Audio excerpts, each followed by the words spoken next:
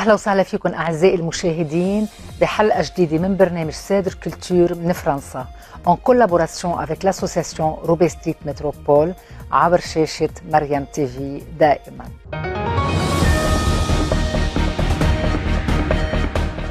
أهلا وسهلا بكم أعزائي المشاهدين عبر شاشة مريم تيفي ببرنامج سادر كولتور من فرنسا en collaboration avec l'association Roubaix Street Métropole.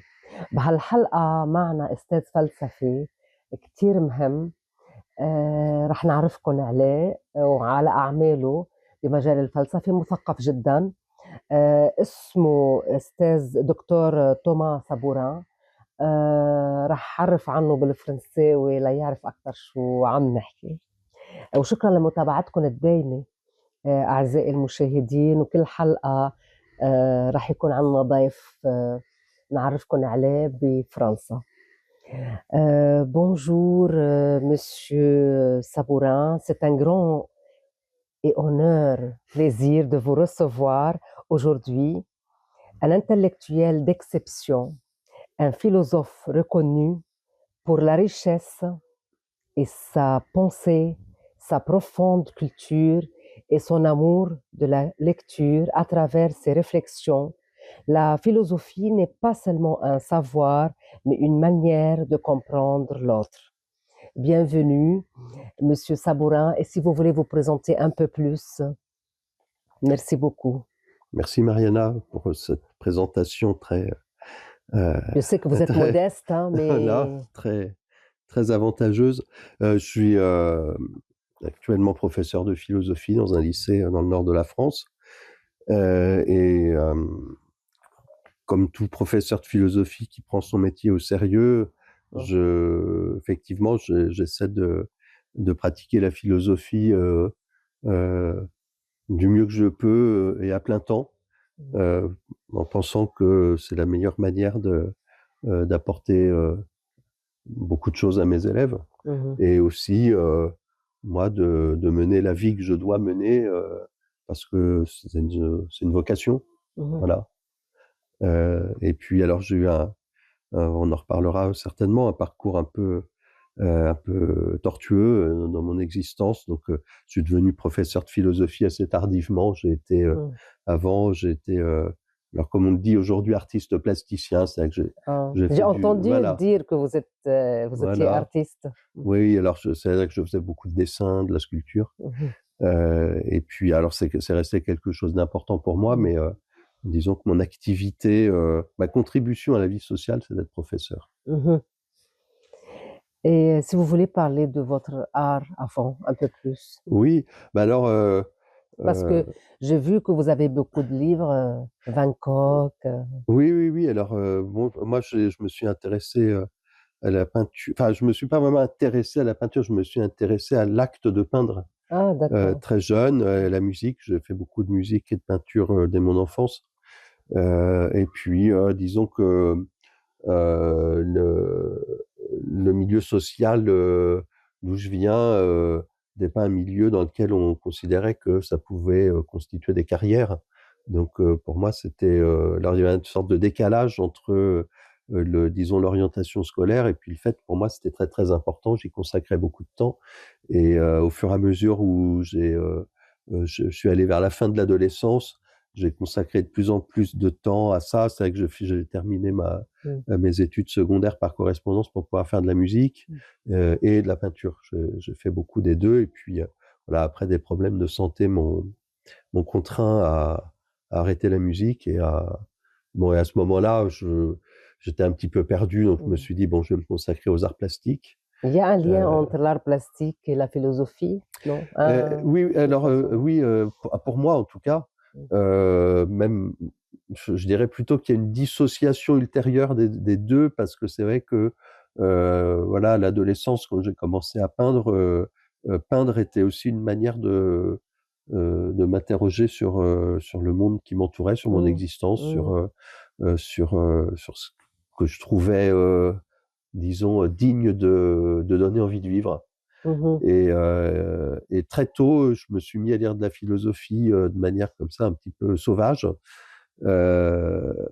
pendant une époque où je me consacrais, où je pensais devenir musicien, où je me consacrais uniquement à ça. Et puis voilà, c'est par la suite que, entraîné par ces lectures Mmh. philosophiques, j'ai rencontré un professeur de philosophie un jour qui m'a dit, bon, il faut apprendre. Mmh. Il faut pas, voilà, on peut pas faire ça comme ça. Donc voilà, les choses se sont faites assez naturellement. En fait. Pour améliorer la connaissance. Oui, et puis parce que la philosophie, c'est une très longue tradition, donc c'est très compliqué. Mmh. C'est un classique des philosophes de dire ça. C'est très compliqué de rentrer dans la philosophie. Mmh. C'est Mmh. un cercle. Alors Mmh. il faut rentrer dedans. Mmh. Il y a pas d'introduction. On se retrouve tout de suite au cœur du problème. Et donc au début, on est un petit peu perdu parce que moi je me rappelle mes premières lectures, ce qui était très très imprudent pour à cet âge-là, je vais avoir une vingtaine d'années à peine, je me suis mis à lire notamment de la phénoménologie, qui a été Mmh. la tradition philosophique dans laquelle j'ai travaillé par la suite, et comme ça, sans avoir aucune connaissance en philosophie. Alors c'est vrai que la phénoménologie, bon, c'est une tradition qui a été inaugurée par le philosophe allemand Husserl, Mmh. et Husserl, c'était quelqu'un qui venait alors du monde des mathématiques, mais aussi du monde de la psychologie, dans un contexte à la fin du 19e siècle en Mmh. Allemagne où il y avait une importance de la philosophie post-kantienne. Donc bon, ça veut dire que si on voit pas du tout ce que c'est que Kant et donc ce que c'est que Descartes et donc Oui, etc., etc., bon, on est totalement perdu. On voit pas qu'en fait tous les philosophes ne font que dialoguer entre eux, que se répondre entre eux. Donc c'est vrai qu'au début, on commence par un auteur et puis on se rend compte que si on veut comprendre un petit peu de quoi il retourne, mmh. il faudra aller voir ceux avec lesquels il est en débat. Puis bon, à l'arrivée, on n'a jamais fini. Même Descartes, là, vous avez parlé de Descartes, dans les cours à l'université libanaise, par exemple, le cours de master 1, ils font beaucoup des cours sur Descartes pour pouvoir comprendre la Oui, littérature arabe. oui, oui, oui, bien sûr. Oui, Voilà, je veux oui. dire, Oui, c'est parce tout que est lié c'est même à la littérature, je trouve. oui, parce que c'est un auteur clé de la modernité. Oui. Donc c'est vrai que si on ne saisit pas le tournant de pensée qui s'est opéré à cette époque-là en Mmh. Occident, au autour de Descartes, mais pas uniquement, hein, autour de toute la science nouvelle, hein, Mmh. on comprend pas le monde moderne. Mmh. Après, je sais qu'il y a une mode actuellement qui consiste à conspuer une prétendue domination occidentale, etc. Mais ce qu'il faut bien comprendre, c'est que cette histoire est très longue. On peut pas Mmh. la réduire au XVIIe siècle. On a toujours l'impression que tout s'est passé au Oui. XVIIe Mmh. siècle. Mais c'est vrai que Descartes, à l'époque, reprenait je veux dire, était dans le, comment dire, dans cette époque d'effervescence ouverte un petit peu par la science galiléenne. Oui. Bon, on sait que Galilée hein, Galilée, s'est oui. inspiré de Mmh. la lunette d'approche des marins arabes pour faire ses premiers télescopes. Et puis là, moi, il y a bon, un sujet qui m'a beaucoup intéressé ces Mmh. dernières années. C'est bon, toute la question de l'image en perspective, donc de l'optique. Mmh. Et bon, je me suis rendu compte que c'était un auteur arabe du XIe siècle qui avait une Mmh. importance considérable en Occident. Et donc, c'est très difficile de prétendre que telle idée vient de telle ère culturelle. À un moment donné, on sait que les Arabes, eux, ont été très marqués dans leur science par l'aristotélisme. Donc, je trouve ces débats un peu stupides. Oui. Voilà. Je veux dire, chacun y prend de celle d'avant pour progresser pour l'avenir. Oui, Ça veut et dire, on peut puis, pas inventer tout de suite quelque chose oui, de oui, nouveau. voilà, tout à So, fait. on n'est pas basé sur les anciens Oui, oui, recherches. tout à fait. C'est comme les Ouais, religions, hein, entre ouais. parenthèses. Chaque religion, elle a pris un peu de Oui, la oui, religion d'avant. c'est une longue histoire. J'ai un vieil ami d'ailleurs qui est en train d'écrire un livre qui va être passionnant, qui Mmh. s'appelle La vocation des cultures, Voilà. et qui essaie de comprendre, de son point de vue à lui, qui est Mmh. catholique, comment toutes les cultures de l'Antiquité, à travers le monde, ont constitué, je dirais, des briques de construction de la religion Mmh. catholique telle qu'on la connaît Mmh. aujourd'hui.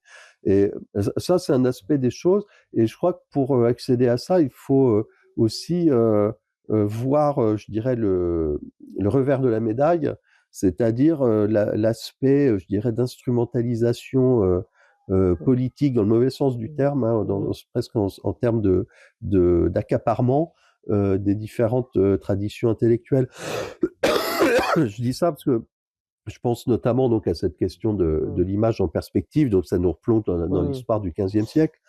Et à cette occasion, j'ai un petit peu lu d'histoire. Hein. Moi, je suis pas historien, donc c'était des lectures un petit peu d'enrichissement. Et notamment, un auteur qui m'a beaucoup intéressé sur cette période, qui s'appelait Jacques Herfs, explique que la naissance de ce qu'on a appelé la Renaissance italienne, c'est aussi considérablement porté par un mouvement politique, qui est le nationalisme italien, qui est né à cette époque-là. Et en fait, on voit que beaucoup d'idoles de la culture occidentale basée sur la Renaissance reposent sur une mythologie inventée, en tout cas qui a pris corps à cette époque-là, au fond pour des motifs politiques. Et donc c'est toujours intéressant quand même d'aller un petit peu, je dirais, trier le bon grain de l'ivraie pour voir quel est de quoi on peut hériter et qu'est-ce qui a été, je dirais, construit et qui, en réalité, n'est pas solide, ne constitue pas un héritage parce que tout simplement, ça a été, alors pas forcément falsifié, j'aime pas le terme parce que c'est pas des falsifications, mais en tout cas construit après coup pour des intérêts qui n'ont plus cours aujourd'hui. La grande guerre qui a occupé toute la fin du Moyen Âge entre l'empereur et le pape, bon, aujourd'hui, ça n'a plus beaucoup de sens. Tout à fait, oui. Par rapport à la philosophie, si on va dire, a-t-elle encore un rôle essentiel dans le monde contemporain, marqué par la vitesse et la technologie Oui. de cette... Alors, c'est une question qui se pose douloureusement, je dirais, dans l'évolution de l'enseignement secondaire et supérieur en France, où bon, la philosophie est constamment, enfin de plus en plus réduite à la portion congrue, alors que la France a quand même précisément une tradition qui a mis la philosophie en avant et notamment qui en a fait une discipline de l'enseignement secondaire, ce qui est une exception. Donc on pourrait s'estimer déjà très très heureux en France et j'en discute souvent avec des collègues étrangers, ils me disent en France, vous avez de la chance, au moins il n'y a plus de place dans les universités, mais au moins il vous reste le lycée. Oui. Alors c'est vrai, malgré ça, j'ai envie de dire que bon, il ne faut pas se reposer sur ses lauriers et qu'il faut voir la réalité en face. C'est que depuis quelques années en France, depuis disons au moins une quinzaine d'années, une série de réformes vise à effacer la philosophie de l'enseignement secondaire et puis lui ont fait énormément de mal aussi dans l'enseignement supérieur. Après, effectivement, c'est un reflet de l'époque dans laquelle on vit, qui est une obsession technicienne, c'est-à-dire que on a vraiment cette croyance qui reste très très ancrée dans le sens commun, selon laquelle tous les problèmes qu'on rencontre doivent trouver leur solution technique. Hein. Je dis souvent ça. À tout problème, on considère qu'une pilule, un bouton sur une machine ou une nouvelle loi pourra répondre. Et quand on fait de la philosophie, je crois justement qu'en fait, on commence par revenir de cette croyance. C'est-à-dire que les nouvelles lois ne règlent pas les problèmes de vie en commun. Au contraire, elles ont plus souvent plutôt tendance à les aggraver. Les pilules ne règlent pas nos problèmes fondamentaux dans l'existence humaine. Et puis les boutons sur les machines, je crois qu'en ce moment, on est dans une période où on se rend compte que c'est pas vraiment une solution non plus. Donc, quand on s'aperçoit de ça, on se rend bien compte que, enfin, moi, c'est ce sur quoi je suis en train de réfléchir en ce moment, que la question n'est pas tant de répondre à nos problèmes que de nous interroger sur la raison pour laquelle nous les identifions comme des problèmes. C'est-à-dire, au fond, je crois que la philosophie, c'est ce qu'elle a apporté à nos générations et à celles qui sont en train de venir. C'est pas, on réglera pas de problème par la philosophie, c'est pas sa tradition. On posera pas non plus de nouveaux problèmes. La philosophie n'est pas faite pour ça. Wittgenstein disait, on dit les philosophes font des choses compliquées, mais c'est pas vrai. Les philosophes, c'est de simplifier justement la complexité du réel. Mais je pense que ce qu'on a de mieux à attendre de la philosophie dans les décennies qui viennent, c'est justement qu'elle nous serve à identifier la racine de nos problèmes. Pourquoi est-ce qu'on considère que, après tout, c'est des problèmes, ces fameux problèmes qu'on rencontre et qui défraient la chronique en permanence. C'est ça, je pense, la vertu de la philosophie pour les générations qui viennent. Et ça passe par l'identification des grandes catégories de pensée qu'on utilise en croyant qu'elles sont des absolus, la liberté, l'indépendance, la démocratie, que sais-je encore. Ces grandes catégories qui sont des mots dans lesquels on met beaucoup de choses. Et on finit par plus très bien savoir quoi. Et on finit par plus s'y retrouver. Je crois, enfin moi, je le ressens, je pense que je suis pas le seul actuellement, j'ai du mal à m'identifier à un parti, pour le dire comme ça, dans le paysage politique, idéologique, philosophique, etc., de notre époque. J'ai l'impression que il y a quelque chose de faussé fondamentalement. Et donc cette remise en cause aussi de nos grandes catégories, c'est l'exercice par excellence de la philosophie. Je pense qu'on en a vraiment grand besoin. C'est très bien. Et si on va parler de la culture, par exemple, le dialogue entre les cultures différentes, pensez-vous que la philosophie peut être un pont entre les civilisations par rapport à la culture? L'échange culturel, ça aide? Ben, là-dessus, je dirais que alors c'est un article que j'ai rendu il n'y a pas très longtemps sur la question de la frontière. Voilà. Et je m'interrogeais sur ce que ça signifie que passer une frontière. Et en réalité, En là, général, hein. voilà, de manière la plus générale. Et là aussi, c'est une catégorie très, très floue, en fait. Et je me rendais compte d'une chose, c'est qu'on passe rarement les frontières, même quand on croit les passer. C'est-à-dire qu'on a tendance, quand on passe une frontière, soit à se retrouver chez des gens qui sont très différents, mais en effaçant leurs différences, en se disant, c'est un réflexe. Hélas, quand on va chez les autres, souvent on a tendance à se dire que quand ils font des choses qu'on ne comprend pas, c'est parce que certainement ils voulaient dire autrement, ils auraient bien voulu dire comme nous on dit, mais on se comprend pas. Or, c'est faux. Ceux qui disent autre chose, ils disent vraiment autre chose. Et c'est très, très compliqué de rentrer là-dedans.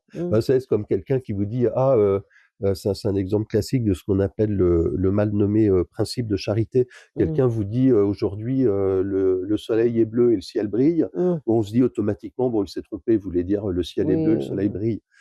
Et on a tendance à appliquer ce principe, c'est-à-dire qu'on va chez les autres, et on se dit, tiens, ils font ça différemment, mais au fond, ils doivent vouloir faire comme nous, mais voilà, il y a un défaut, il y a quelque chose qui ne va pas, ou on s'est mal compris. Et je crois que c'est ça qui nous empêche de passer les frontières, c'est-à-dire de prendre au sérieux les différences que les autres témoignent dans leur manière d'être. Mais je crois que ça c'est à comprendre aussi bien entre les cultures qu'entre les personnes. C'est au fond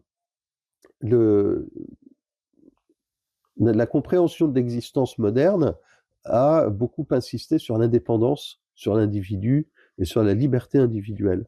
Et il y a quelque chose qu'on a pris en horreur, qui est l'obéissance. Et moi, en me fondant notamment sur le rapport amoureux, sur le rapport de confiance qu'on peut avoir avec quelqu'un qu'on aime, je suis parti de l'idée que tout ce qu'on apprend vraiment, c'est-à-dire passer vraiment une frontière, on ne peut l'apprendre qu'en faisant aveuglément confiance à quelqu'un. D'accord. Et être capable de faire aveuglément confiance, c'est très compliqué. Ça demande aussi un certain nombre, je dirais, de barrières de sécurité qui sont, par exemple, institutionnelles. Traditionnellement, avant de faire aveuglément confiance à un conjoint amoureux, on se marie, par exemple. Ça donne une forme de sécurité. Et je crois que le dialogue entre les cultures gagnerait justement à profiter de ce modèle. C'est-à-dire qu'on ne peut pas faire aveuglément confiance à n'importe qui, mais en revanche, on peut prendre des précautions pour pouvoir se permettre de le faire, parce que c'est un luxe extraordinaire. Et ça, c'est aussi quelque chose qu'on a perdu de vue dans l'éducation, c'est-à-dire qu'on apprend bien qu'en faisant aveuglément confiance. Alors moi, c'est beaucoup des souvenirs justement de l'apprentissage de la musique. Quand vous apprenez à jouer d'un instrument de musique, vous enchaînez des gestes complexes. Et avoir appris, ça veut dire qu'on maîtrise un geste, c'est-à-dire qu'on le sent. Je crois que les sportifs Oui, connaissent ça bien aussi. D'ailleurs, on sent un geste, c'est-à-dire que instantanément, on sait comment ce geste va commencer et comment il va s'achever. Et cette connaissance de toute l'articulation complexe du geste, c'est quelque chose qui demande énormément d'apprentissage. Et je me rappelle, quand j'apprenais le violon, au tout début, les premières leçons, le professeur manipule votre corps. Et voilà, ce doigt aller à tel endroit, que ça, oui, et il faut qu'il bouge. Et c'est eux qui vous montrent, qui manipulent votre corps. Et c'est comme ça que vous commencez à sentir et à vous approprier cette chose étrange et souvent étrangère à nous-mêmes, qui est notre propre corps, à se dire, ah oui, tiens, je peux faire ça avec. oui. Mais si on s'abandonne pas au geste du maître, on peut pas être un disciple. C'est-à-dire du sens étymologique du terme, c'est-à-dire apprendre. C'est des sujets à vraiment, on a besoin de beaucoup de temps pour parler de ça. Si vous voulez nous parler de vos œuvres, vous avez 2 livres, Oui, voilà. alors c'est 2 livres qui m'ont occupé, je dirais, dans les 10 dernières années. Globalement, celui-là, est tiré de ma thèse. Mmh. Et puis, celui-là est un petit peu plus récent. L'art comme expérience spirituelle. C'est ça. Mmh. Et en fait, bah, évidemment, pour moi, la pratique artistique a constitué l'objet philosophique par excellence. Mmh. Et je crois que ça n'est pas uniquement circonstanciel. Mmh. C'est-à-dire que je crois que le phénomène artistique est parmi les plus énigmatiques de notre existence, certainement avec l'affectivité et le phénomène religieux avec lesquels il entretient des liens très profonds. Et je crois que, alors l'autre jour j'entendais parler de ça par rapport à cette inquiétude actuelle autour de ce qu'on appelle les intelligences artificielles, Mmh. où les gens se disent oh là là, mais c'est terrible parce que les intelligences artificielles, par exemple, vont faire une chanson, un tableau, etc. Et puis on se fera avoir parce qu'on se dira ah, c'est une œuvre d'art, mais en fait ça a été fait par un ordinateur. Je trouve ça très intéressant parce qu'il y a une mécompréhension totale de ce que c'est qu'une intelligence artificielle, je crois, quand on dit ça. C'est un outil. Oui. À l'époque où les gens, moi je me rappelle quand Vous j'étais aux trouvez que c'est Beaux-Arts. dangereux comme ils disent les gens? Non, non, absolument pas. Alors, Parce qu'on n'arrive plus à savoir, mais moi je on peut suis, on peut on peut fabriquer une musique, oui, mais je suis totalement détendu par rapport à ça pour 2 bonnes raisons. Mmh. D'abord, moi je me rappelle que quand j'étais aux Beaux-Arts, donc autour de l'an 2000, il y avait l'arrivée des premiers dans les écoles d'art, les premiers logiciels de manipulation de l'image, disons un peu intuitifs, bon, qui permettaient de faire des choses. Alors tout le monde a dit ah ça y est, on fera plus jamais de peinture, etc. Bon, il n'y a jamais eu autant de peinture qu'aujourd'hui, d'ailleurs à bon ou à mauvais escient, parce que Ça n'a pas empêché en bon, fait. non, pourquoi? Parce que c'est un outil. Mmh. Un outil ne fait jamais le boulot tout seul. Qu'est-ce que c'est que souvent, quand j'en parle avec des jeunes, je leur dis: «Qu'est-ce que c'est une intelligence artificielle?» C'est le conformisme porté à sa puissance maximale. Qu'est-ce que c'est une intelligence artificielle? C'est une compilation de tout ce qui a été fait avant. Mmh. C'est-à-dire que c'est ce qu'il y a absolument de plus conformiste, c'est-à-dire de moins créatif. Mmh mh. Et moi, souvent, les artistes, les intellectuels qui ont un peu peur des intelligences artificielles, au fond, j'ai envie de leur dire: «Mais si vous avez peur des intelligences artificielles, c'est parce que vous faites pas bien votre travail. Oui. Un travail intellectuel n'est pas un travail de compilation, n'est pas un travail voilà, de oui, de compilation, de documentation. Je vois souvent des collègues qui font des cours, les étudiants disent: «Oh, mais on vient pas écouter ce cours parce qu'on trouve la même chose sur internet». Pourquoi? Ça veut dire que c'est un cours de pure documentation. C'est vrai que Mmh. la documentation n'a rien de créatif. Et je trouve ça très intéressant à notre période, qui est ces outils-là, que quand une intelligence artificielle fait un morceau de musique, qu'est-ce qu'elle fait? Elle compile des morceaux de musique qui ont été composés par des humains. Mmh. Un être qui n'a pas d'affectivité et qui n'entend pas ne peut pas composer un morceau de musique. Oui, oui. Donc au fond, on ne fait que compiler c'était déjà le cas avec les gens qui font des DJ, etc., là, depuis quelques années. Des gens marquent leur nom sur un disque, en fait, ils ne font que recoller des morceaux de musique qui ont déjà été composés avec eux. On s'est préparé à ça et donc on a fini par inventer l'outil qui répond à cette demande, c'est Oui, tout. ça m'a donné, l'idée de faire une conférence avec vous, avec, Robestit Métropole à la FAL sur l'intelligence Ah oui, artificielle un avec jour, c'est plaisir, oui, important. oui. Parce qu'on n'a plus le temps là, il nous reste quelques minutes. J'aimerais bien savoir, juste vite fait, quel philosophe ou quelle œuvre a profondément marqué votre manière de penser? Alors, pour moi, la réponse est très facile, puisqu'il y a un auteur qui m'a, comment dire, qui m'a vraiment marqué très profondément et sur qui j'ai fait ma thèse, qui s'appelait Michel Henry. Mm. Michel Henry, c'est un philosophe français qui est mort en 2002 et qui a pratiqué ce qu'il appelait une phénoménologie matérielle. Alors, je ne veux pas rentrer dans de grandes explications compliquées, mais c'est ce qui a servi de base à mes travaux jusqu'à présent. Michel Henry, pour moi, a été bouleversant. Je me rappelle très très bien de la rencontre avec la pensée de Michel Henry, qui était tout à fait, bizarrement, tout à fait par hasard. C'était regrettable que j'en ai pas entendu parler à l'université, mais ça s'est produit comme ça. C'est la période de grippe en Ouais, France. c'était je flânais dans une librairie, je suis tombé par hasard sur un livre qui s'appelait Incarnation, et j'ai ouvert ce livre et la page sur laquelle je suis tombé, Michel Henry disait qu'est-ce que c'est que la tristesse, par exemple. La tristesse, des fois je me regarde dans le miroir et je me dis tiens, j'ai l'air triste. Oui. Et Michel Henry dit il n'y a pas d'air triste. Si j'avais jamais ressenti la tristesse, je ne pourrais pas la lire sur un visage. Oh, c'est important ça. Et alors, c'est absolument fondamental pour moi. C'est-à-dire que Michel Henry explique qu'est-ce que c'est que la tristesse. La tristesse, c'est ce qu'il appelle une auto-affection. Qu'est-ce que je sens dans la tristesse? Moi-même. Et sur quoi ma tristesse m'apprend-elle quelque chose? Sur elle-même. Et fondamentalement, pour que je sente les choses, il faut toujours déjà aussi que je me sente moi-même. Si je ne me sens pas, je ne peux pas sentir les choses.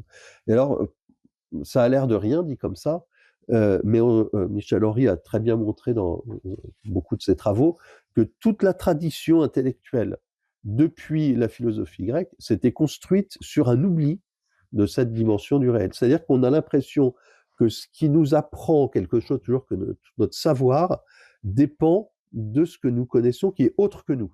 Des choses que nous voyons. C'est pour ça que le regard a une importance fondamentale dans la pensée, dans les théories de la connaissance. Par exemple, si on veut s'assurer que quelqu'un comprend bien ce qu'on lui dit, on lui dit « tu vois ce que je veux dire ». On lui dit jamais « tu sens ce que je veux dire ». Alors moi, c'est un exemple que je prends souvent, je dis à mes élèves, si vous parlez de couleur à un aveugle de naissance, il ne peut pas comprendre ce que vous lui dites. Oui. Il faut l'avoir senti pour en parler. Et alors, à partir du moment... Il n'essaie pas de l'imaginer? Mais on ne peut pas. Quelqu'un qui n'a jamais goûté de cerise, on peut lui parler du goût de la cerise sur tous les tons, il ne comprendra jamais de quoi on parle. Il faut l'avoir éprouvé soi-même. C'est une impression qu'on sent et qui est insubstituable. C'est pour ça, à la parfumerie, il essaye de travailler sur ça. Par exemple, s'il y a un parfum à la base de l'agrume ou vraiment des clémentines, ils font goûter les clémentines aux vendeuses, aux conseillères beauté, par exemple, et pour qu'elle n'oublie jamais que ce parfum-là, il y a de clémentine, il y a un mélange clémentine avec autre chose. C'est ça, et ça ne peut pas s'expliquer avec des mots. On peut pas expliquer. Il faut l'avoir éprouvé. Et alors, à partir du moment où... Il devient inoubliable. Oui, alors c'est aussi, ce que tu dis, c'est une intuition fondamentale chez Michel Henry, c'est qu'effectivement, il appelle ça la mémoire immémorielle de la chair. C'est-à-dire que ce que nous avons éprouvé fait partie de nous de manière définitive. Mais ça veut dire que la philosophie aussi, elle rentre dans le commerce, parce que après tout, la parfumerie, par exemple, c'est du commerce aussi. Mais alors, c'est justement ce qui m'a fasciné chez Michel Henry. C'est pour ça que des années plus tard, ça continue à m'occuper, parce que Michel Henry a, comme Husserl, d'ailleurs, Husserl, sur un plan sur lequel je rentre pas, mais Husserl découvre une méthode comme ça de réflexion. Il dit, à partir de ce moment-là, on ouvre un royaume infini d'études. Et là, avec Michel Henry, c'est aussi ce qui m'est apparu, c'est-à-dire que les simples remarques que je viens de faire ouvraient un champ d'études infini, c'est-à-dire qu'on peut tout réinterpréter, tout chercher à comprendre à partir de cette manière de voir. C'est ce qui fait certainement de lui un très grand penseur, c'est-à-dire qu'il nous donne des outils pour penser le monde et l'existence sous un jour nouveau. Et alors évidemment, les premières choses qui viennent à l'idée, c'est ce qui touche à l'affectivité et à la vie sensorielle, mais au-delà de ça, je me suis rendu compte dans l'art, qui est irréductible à la simple sensorialité, à la simple affectivité, que c'était un outil pour parler de l'art, et puis au-delà, ben en fait aussi pour parler de l'éthique, et donc pour parler de la société, pour parler de la politique, pour parler au fond de tout le champ couvert par la philosophie, à partir de cette intuition très forte que lui, il a développée théoriquement durant toute son œuvre, mais incontestablement, pour moi, à titre personnel, c'est un auteur immense, mais je pense aussi que c'est un auteur qui a ouvert des possibilités de pensée qu'on va encore exploiter pendant des décennies, peut-être des siècles, voilà, qui a quelque chose de très riche à apporter dans l'avenir de Moi, la je voulais pensée. dire des années, vous aviez dit des décennies. En principe, les bons philosophes donnent à penser pendant des siècles, plus que pendant des années. Voilà, notre temps est terminé. Vous avez un message à dire au Proche-Orient, allez, ou à Beyrouth. Ah Parce que je bah, sais que vous avez des amis oui, libanais. un grand message. Il nous reste une minute comme ça à dire un petit message au Liban parce que j'ai Bah, toujours, moi, le cœur qui bat vers le Proche-Orient. évidemment, un message d'amitié et pour Que tous moi, vos amis qui vous invitent au Liban, que vous n'êtes oui, jamais allés, j'aimerais beaucoup aller au Liban. À chaque fois qu'on veut aller au Liban, je ne voudrais soyez le pas bienvenu. faire de mauvais humour, mais à chaque fois qu'on veut aller au Liban, il y a une guerre qui se déclare. Alors, Mais et, si vous êtes croyant, il y a... oui, non, mais Dieu, il vous protège. peut-être que le message d'amitié que je voudrais faire au Liban, c'est surtout un espoir de paix, que ce pays puisse enfin vivre sa vocation de multiculturalité, de richesse culturelle et humaine, sans être sans arrêt soumis à ce qu'il y a de négatif aussi dans la richesse humaine, c'est-à-dire la guerre et la soif de domination. J'ai entendu dire, après je ne sais pas si j'ai le droit de le dire ou pas, On que coupera. oui, on coupera, on va rien couper, nous au Liban, on est courageux, que vous aimez aller visiter les églises. Alors, si c'est ça le cas, il faut aller au Liban voir les églises au Liban, au Proche-Orient, et vous allez voir autre chose et vous allez comprendre les choses différemment. Surtout dans un endroit où la base catholique chrétienne, elle est venue de l'autre côté, du Proche-Orient, voir le monde entier. C'est pour ça, moi, je vous conseille d'y aller pour voir autre chose dans les églises. Et vous allez, je suis sûre que vous allez faire des livres comparaisons C'est bien possible. sur la philosophie. C'est bien possible. Voilà. Et soyez toujours le bienvenu au Liban et au Proche-Orient. Et même le pape, il était au Liban, Oui. je ne sais pas si vous avez entendu Oui, parler, bien il sûr. y a le mois dernier. Il a conseillé, en fait, il a donné le courage indirectement au monde entier d'aller visiter le Liban. Voilà. Qui est pour tous les chrétiens, en plus, évidemment, cette région est la région de naissance du christianisme. Donc, elle est habitée par un esprit et aussi par un imaginaire. C'est vrai que la manifestation de l'absolu dans le temps et dans l'espace devait, de manière contingente, bien se produire quelque part à un moment donné. Il se trouve quand même que c'est dans cette région que ça s'est passé, et donc ça habite forcément notre imaginaire. Je pense que tout occidental a rêvé de l'Orient et a rêvé un jour effectivement de débarquer sur ces côtes-là. Et je fais pas exception. D'accord, ok, merci beaucoup. Merci beaucoup, Monsieur Thomas Sabourin, Docteur Thomas Sabourin, pour cette conversation riche et inspirante. Merci beaucoup et on va pas arrêter là, il va y avoir autre émission avec vous parce que c'est très riche. merci beaucoup à nos téléspectateurs. شكرا جزيلا أعزائي المشاهدين ببرنامج سادر كولتور من فرنسا. بتمنى انها تكون عجبتكم هالمقابله اللي انا كثير انبسطت فيها وفادتني كثير وفتحت عيوني ل لمواضيع كتير قادمة لقدام إني أبحث فيها وأتعلم منها. شكرا جزيلا. toujours en collaboration avec l'association Roubaix Street Métropole. بنشوفكم بحلقة جديدة من سادر كولتور عبر شاشة مريم تي في. au revoir et à très bientôt. شكرا لكم أعزائي المشاهدين، إلى اللقاء بحلقة قادمة تنال أكيد إن شاء الله إعجابكم. شكرا جزيلا. au revoir et à très bientôt.